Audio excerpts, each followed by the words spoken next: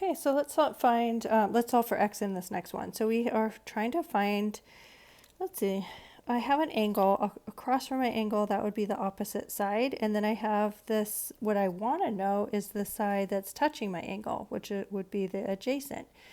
Okay, so then we just go in and decide which one do we want to use.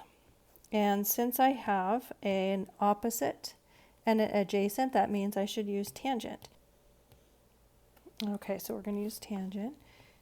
Tangent of 33 degrees is equal to the opposite, so 15 over adjacent, which is x.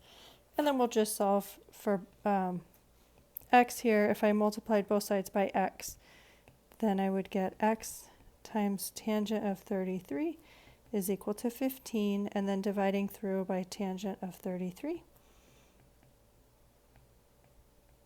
So it'd cancel, so x is equal to 15 divided by tangent of 33. And pull out your calculator and you'll get that that is approximately 23.097. And just make sure you're in degree mode. Usually I only round to 2 decimal places, but this example in homework asked us to round to 5. Okay, in this one we need to express x and y in terms of theta. So let's start with x.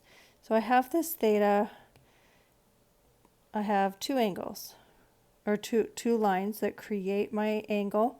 Okay, one of them is the hypotenuse, and then the other one is the adjacent. Okay, so then I think about SOHCAHTOA. Okay, I have adjacent and a hypotenuse, so that is telling me adjacent hypotenuse. I should use cosine.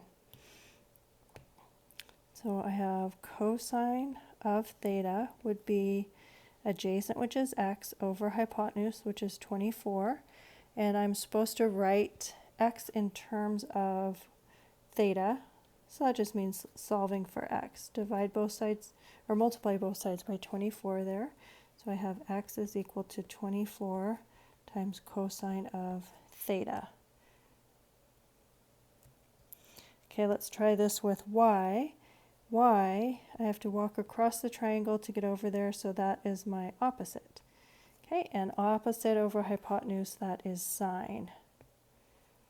So then I would have sine of theta is the opposite, which is y over hypotenuse.